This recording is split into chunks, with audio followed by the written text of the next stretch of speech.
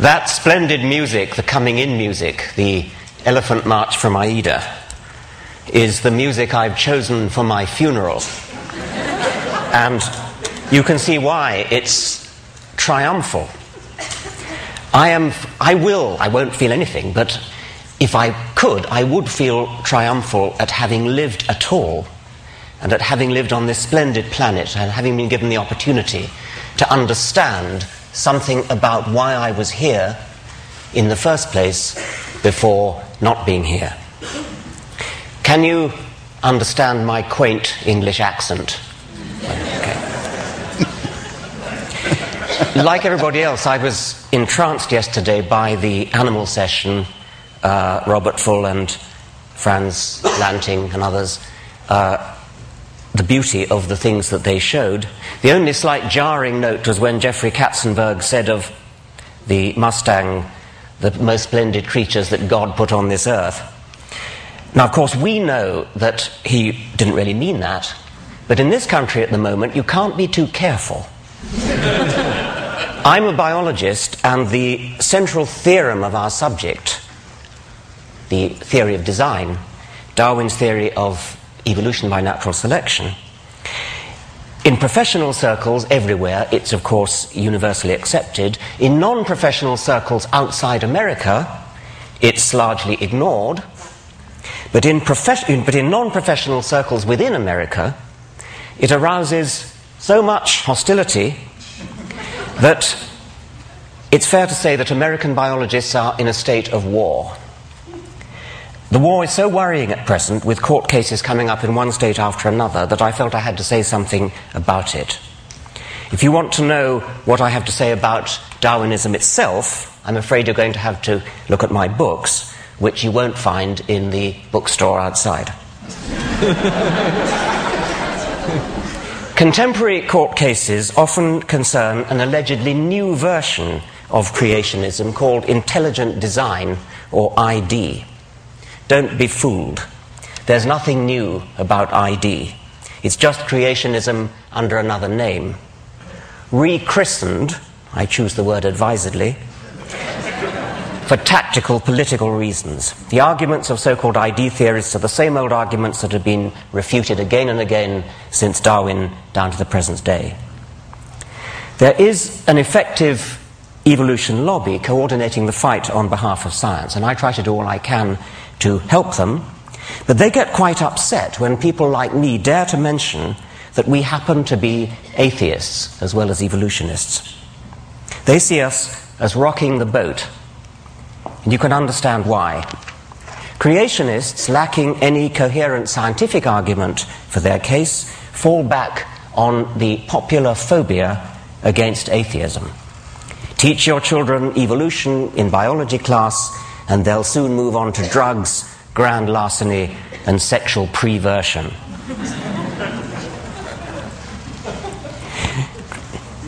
In fact, of course, educated theologians from the Pope down are firm in their support of evolution. This book, Finding Darwin's God, by Kenneth Miller, is one of the most effective attacks on intelligent design that I know, and it's all the more effective because it's written by a devout Christian. People like Kenneth Miller could be called a godsend to the evolution lobby, because they expose the lie that evolutionism is, as a matter of fact, tantamount to atheism. People like me, on the other hand, rock the boat. But here I want to say something nice about creationists. It's not a thing I often do, so listen carefully. I think they're right about one thing. I think they're right that evolution is fundamentally hostile to religion. I've already said that many individual evolutionists, like the Pope, are also religious, but I think they're deluding themselves. I believe a true understanding of Darwinism is deeply corrosive to religious faith. Now, it may sound as though I'm about to preach atheism, and I want to reassure you that that's not what I'm going to do. In an audience as sophisticated as that, as this one, that would be preaching to the choir. No, what I want to urge upon you... Instead, what I want to urge upon you is militant atheism.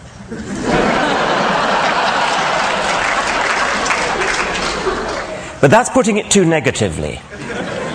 If I was a person who were interested in preserving religious faith, I would be very afraid of the positive power of evolutionary science, and indeed science generally, but evolution in particular, to inspire and enthrall, precisely because it is atheistic.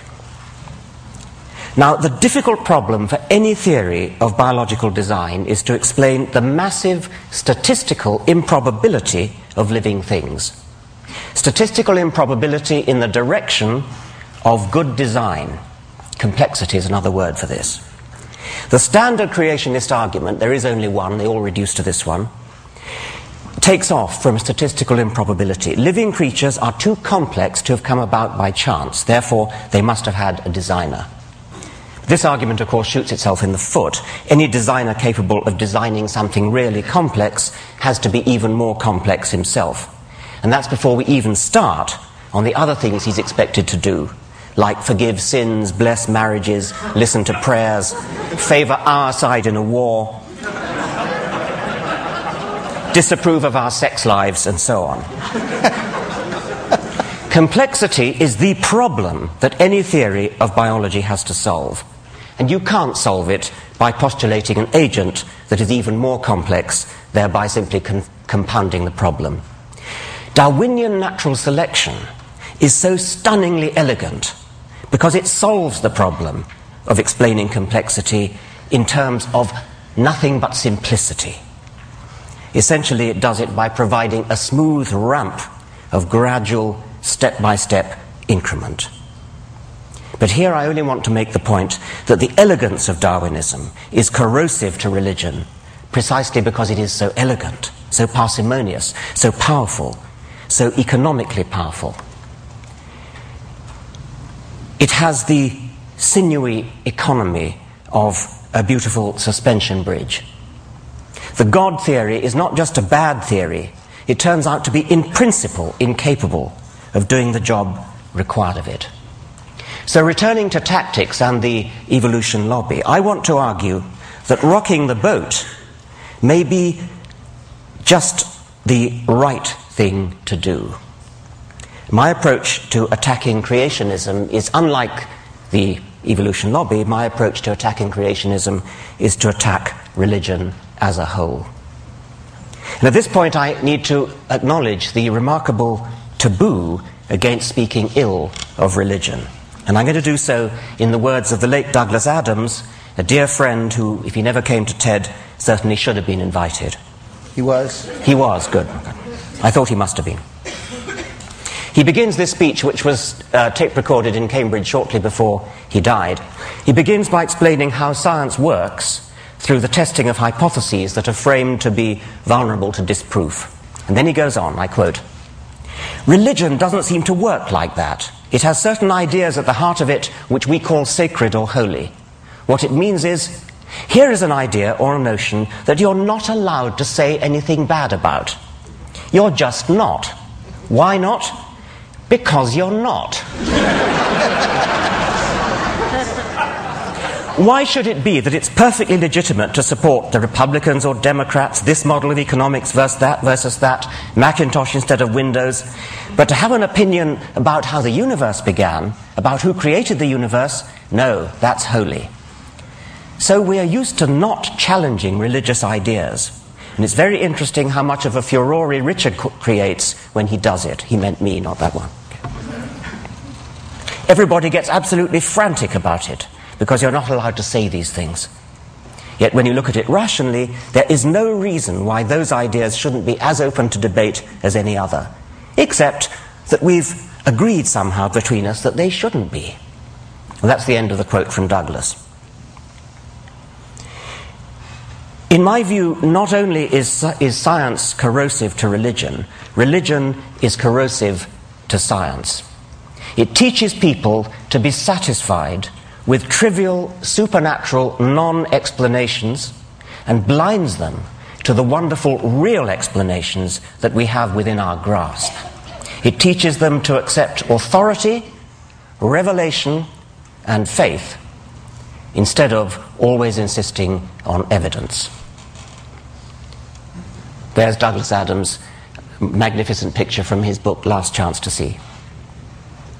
Now there's a typical scientific journal, the Quarterly Review of Biology, and I'm going to put together, as guest editor, a special issue on the question, did an asteroid kill the dinosaurs? And the first paper is a standard scientific paper presenting evidence.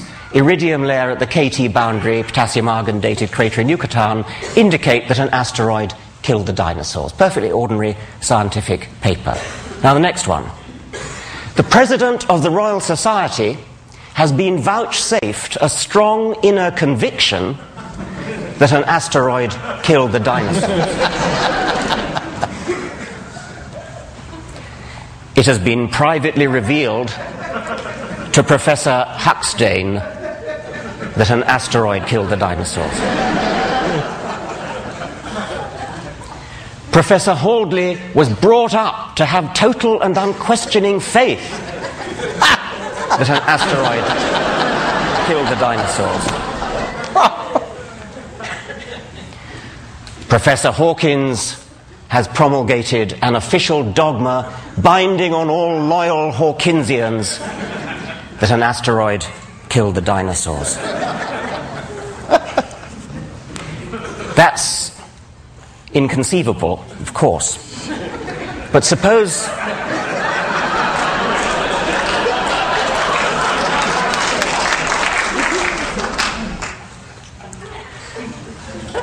in 1987, a reporter asked George Bush Sr. whether he recognized the equal citizenship and patriotism of Americans who are atheists. Mr. Bush's reply has become infamous. No, I don't know that atheists should be considered citizens, nor should they be considered patriots. This is one nation under God. Bush's bigotry was not an isolated mistake blurted out in the heat of the moment and later retracted. He stood by it in the face of repeated calls for clarification or withdrawal. He really meant it. More to the point, he knew it posed no threat to his election. Quite the contrary. Democrats, as well as Republicans, parade their religiousness if they want to get elected. Both parties invoke one nation under God. What would Thomas Jefferson have said?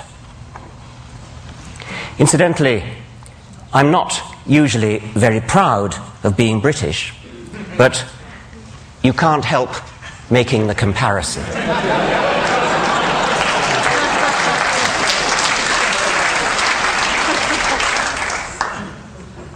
In practice, what is an atheist? An atheist is just somebody who feels about Yahweh the way any decent Christian feels about Thor or Baal or the golden calf.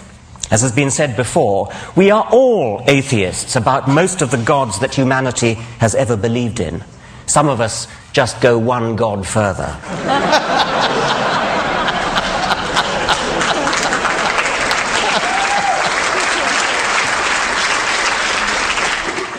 And however we define atheism, it's surely the kind of academic belief that a person is entitled to hold without being vilified as an unpatriotic, unelectable non-citizen. Nevertheless, it's an undeniable fact that to own up to being an atheist is tantamount to introducing yourself as Mr. Hitler or Miss Beelzebub. And that all stems from the perception of atheists as some kind of weird, way-out minority. Natalie Angier wrote a rather sad piece in the New Yorker saying how lonely she felt as an atheist. She clearly feels in a beleaguered minority. But actually, how do American atheists stack up numerically? The latest survey makes surprisingly encouraging reading. Christianity, of course, takes a massive lion's share of the population, with nearly 160 million. But what would you think was the second largest group, convincingly outnumbering Jews with 2.8 million, Muslims with 1.1 million, Hindus, Buddhists, and all other religions put together? The second largest group, with nearly 30 million, is the one described as non-religious or secular. You can't help wondering why vote-seeking politicians are so proverbially overawed by the power of, for example, the Jewish lobby. The state of Israel seems to owe its very existence to the American Jewish vote, while at the same time consigning the non-religious to political oblivion. This secular non-religious vote, if properly mobilized, is 9 times as numerous as the Jewish vote. Why does this far more substantial minority not make a move to exercise its political muscle? Well, so much for quantity. How about quality? Is there any correlation, positive or negative, between intelligence and tendency to be religious?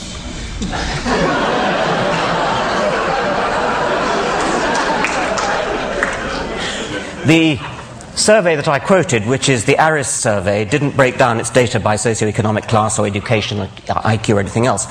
But a recent article by Paul G. Bell in the Mensa magazine provides some straws in the wind. Mensa, as you know, is an international organization for people with very high IQ. And from a meta-analysis of the literature, Bell concludes that, I quote, of 43 studies carried out since 1927 on the relationship between religious belief and one's intelligence or educational level, all but 4 found an inverse connection. That is, the higher one's intelligence or educational level, the less one is likely to be religious. Well, I haven't seen the original 42 studies, and I can't comment on that meta-analysis, but I would like to see more studies done along those lines. And I know that there are, if I could put a little plug here, there are people in this audience easily capable of financing a massive research survey to settle the question. And I put the suggestion up for what it's worth. But let me now show you some data that have been properly published and analyzed on one special group, namely top scientists. In 1998, Larson and Whittam polled the cream of American scientists, those who've been honored by election to the National Academy of Sciences. And among this select group, belief in a personal God dropped to a shattering 7%. About 20% are agnostic, and the rest could fairly be called atheists. Similar figures obtained for belief in personal immortality. Among biological scientists, the figure's even lower. 5.5% only believe in God. Physical scientists, it's 7.5%. I've not seen corresponding figures for elite scholars in other fields, such as history or philosophy, but I'd be surprised if they were different. So we've reached a truly remarkable situation, a grotesque mismatch between the American intelligentsia and the American electorate. A philosophical opinion about the nature of the universe, which is held by the vast majority of top American scientists, and probably the majority of the intelligentsia generally, is so abhorrent to the American electorate that no candidate for popular election dare affirm it in public. If I'm right, this means that high office in the greatest country in the world is barred to the very people best qualified to hold it, the intelligentsia, unless they're prepared to lie about their beliefs. To put it bluntly, American political opportunities are heavily loaded against those who are simultaneously intelligent and honest.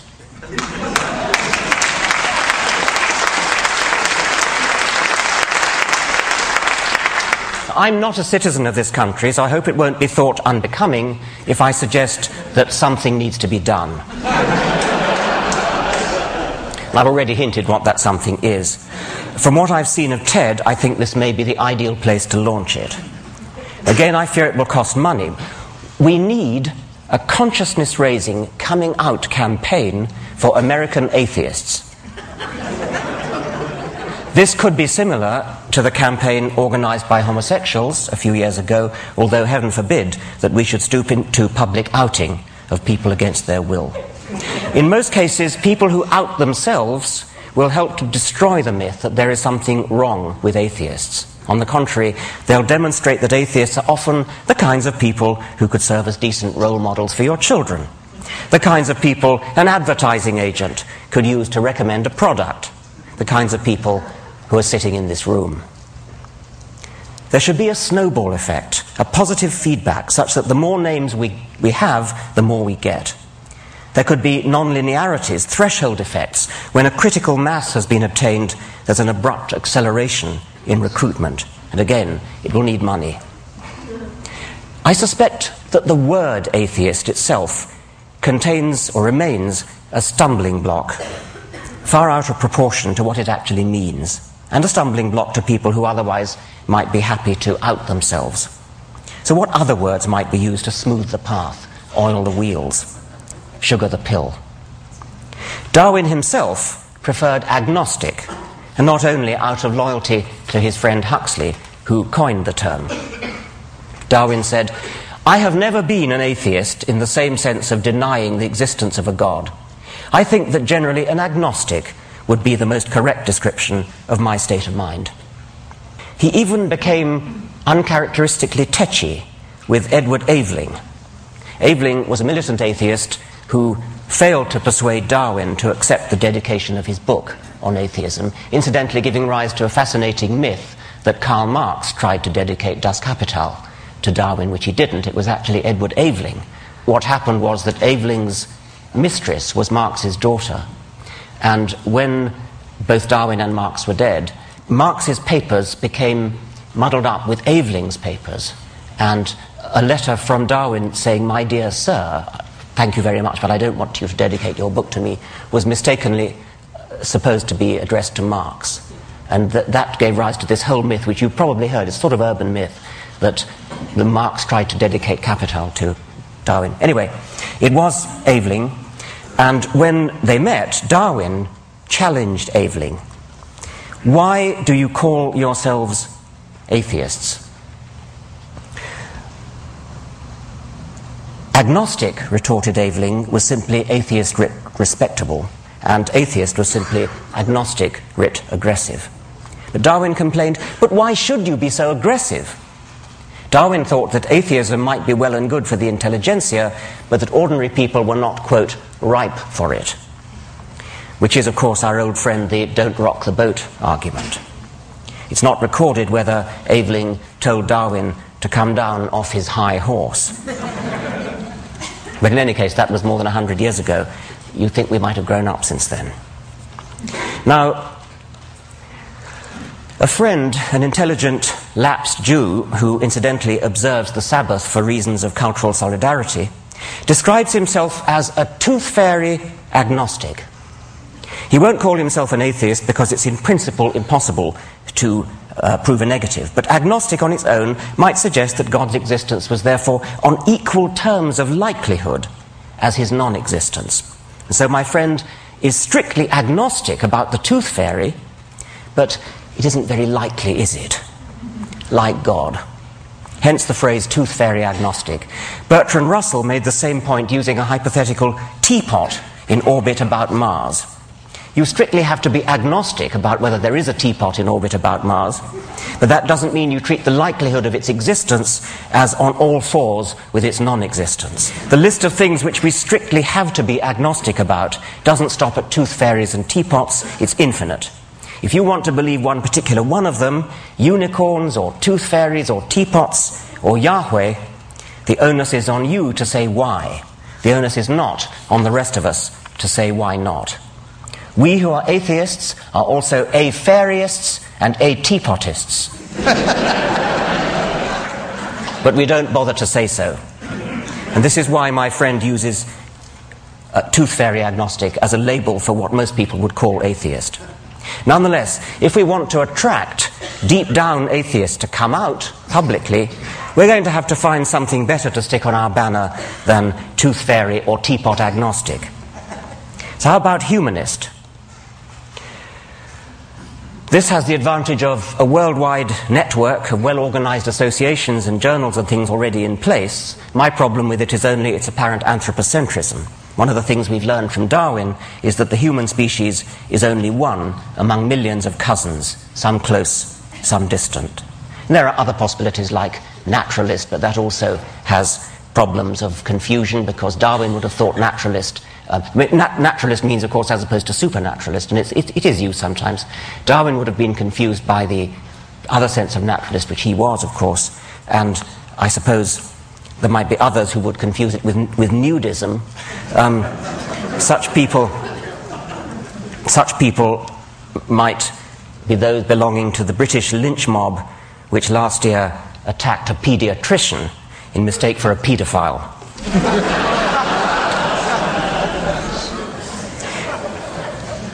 I think the best of the available alternatives for atheist is simply non-theist. It lacks the strong connotation that there's definitely no God, and it could therefore easily be embraced by teapot or tooth fairy agnostics. It's completely compatible with the God of the physicists. When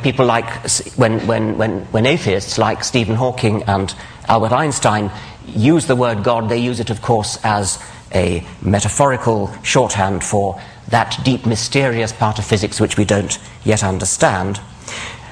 Non-theist will do for all that, yet unlike atheist, it doesn't have the same phobic, hysterical responses. But I think, actually, the alternative is to grasp the nettle of the word atheism itself, precisely because it is a taboo word, carrying frissons of hysterical phobia. Critical mass may be harder to achieve with the word atheist than with the word non-theist, or some other non-confrontational word.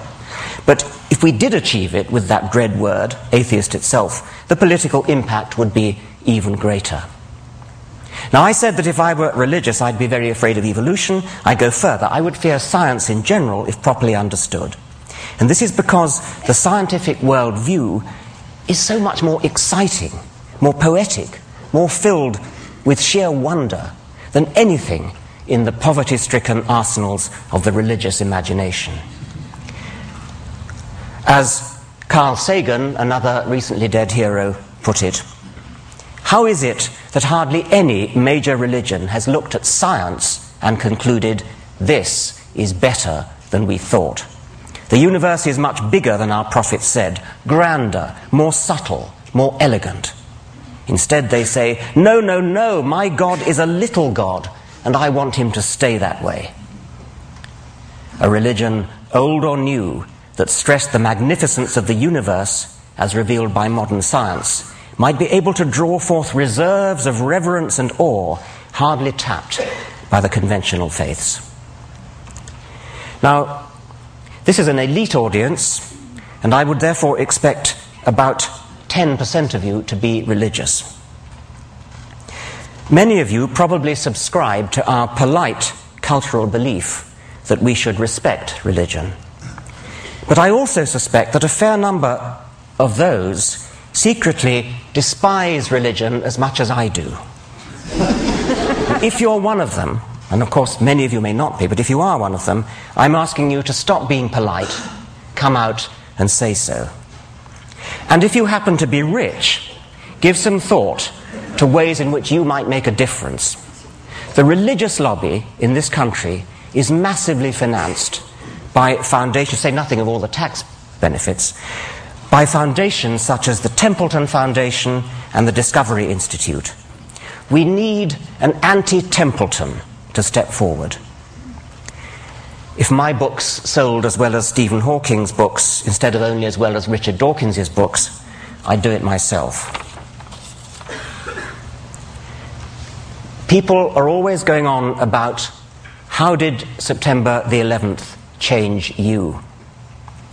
Well, here's how it changed me. Let's all stop being so damned respectful. Thank you very much.